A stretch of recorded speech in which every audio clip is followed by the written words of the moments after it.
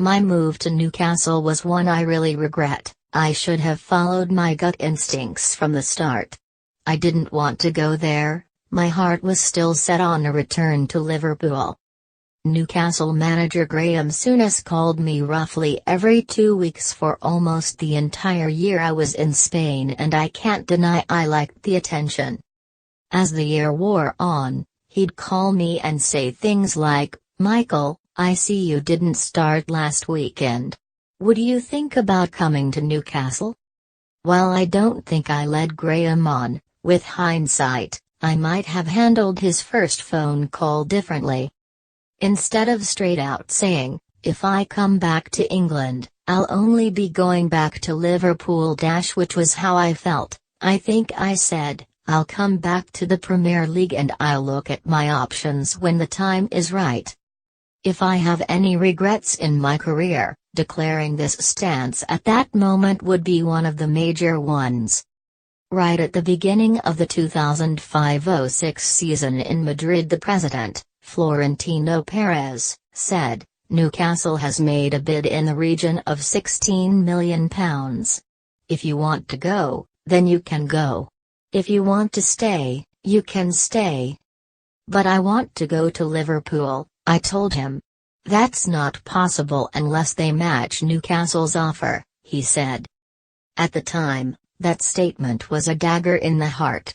I was being presented with two options, neither of which I particularly fancied. Liverpool couldn't match Newcastle's offer. From a career perspective, there was no doubt in my mind that a move to the northeast was a downward step. As unpalatable as that opinion might be to Newcastle fans, that's more or less what I felt. A fee was agreed. Meanwhile, Newcastle wanted to send their chairman Freddie Shepherd and the chief executive down in person to my house to sign the contract. Everything was moving unsettlingly fast. I was getting increasingly cold feet about the whole idea. If I was thinking only of the money, Newcastle blew everyone out of the water. That was indisputable. They were offering me $120,000 a week. When they arrived at my house, I was resigned to the fact it was happening. No Newcastle fan will particularly want to hear this, but, as this book is about truth, that's the honest truth.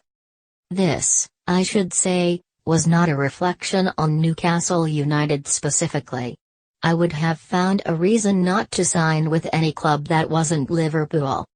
The irony of all of this is that, once I actually arrived in Newcastle for the first time, all the excitement that came with being a record signing at a club with such a passionate fan base started counterbalancing my earlier reservations. The day after signing, the club flew me up to be greeted by 20,000 delighted fans at St. James Park. Instantly, I felt like a hero. The fans never knew anything about any of the behind-the-scenes goings-on which occurred during my time there, but my relationship with them was damaged beyond repair when I was knocked out against Watford. When I got home, I switched on Match of the Day to watch the game, and I could hear Newcastle fans, my fans, singing "What a waste of money" as I'm being stretchered off. I can't deny their actions that day changed things for me. No longer was I even going to attempt to ingratiate myself with the fans. Instead, I flipped it in a slightly more resentful way, thinking, I don't need to justify myself to Newcastle fans. And I have a long memory. As much as there were some good times to follow at St. James Park, my relationship with the fans was irreparably impaired that day at Vicarage Road. The love affair, if you could call it that, was almost over. Freddie Shepherd came out with the line that he would happily carry Michael Owen back to Anfield himself.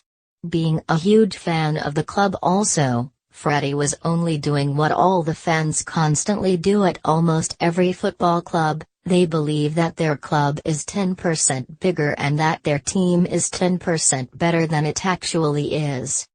This kind of blind illusion is especially true of Newcastle United, which, as I reach for the nearest tin hat, is only a big club in the sense that it has a lot of fans and a big stadium. They're historically not successful off the pitch, in fact quite the opposite mostly. And they've never really won much on it in recent times. Michael Owen, Reboot, My Life, My Time, published by Reach Sport, is on sale Thursday 5 September in hardback, ebook and audiobook.